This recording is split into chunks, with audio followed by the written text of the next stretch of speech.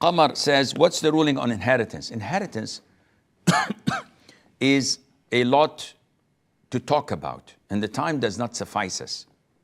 But it's important to know that there are principles. For example, inheritance happens either because of kinship, asaba, or because of marriage, nasab, nikah, or because of al-wala, the allegiance. And this happens when someone frees a slave.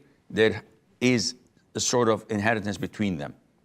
And Allah Azza wa Jal has prescribed in the Quran and also in the Sunnah, but the vast majority is in the Quran, of the rulings, where percentages are given to some categories and other categories are not giving a particular percentage.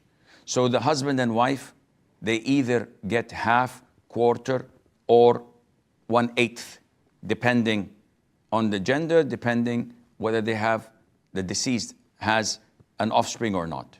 So this is a fixed, it cannot be increased or take the whole lump sum.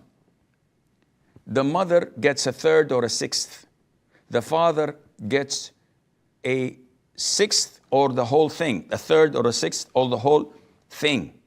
So he inherits either through percentage or through the remaining.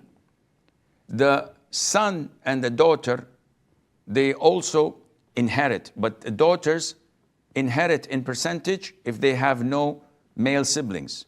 So they either get a half if she's the only daughter, or they get 2/3 if they are 2 daughters or more. If they have a male sibling, then they don't get a percentage. They get the rest of the inheritance, where the male gets twice the female, and so on. So it's a full package, and you have to know the rulings and the circumstances and the conditions, what blocks a person from inheriting, so that you can understand.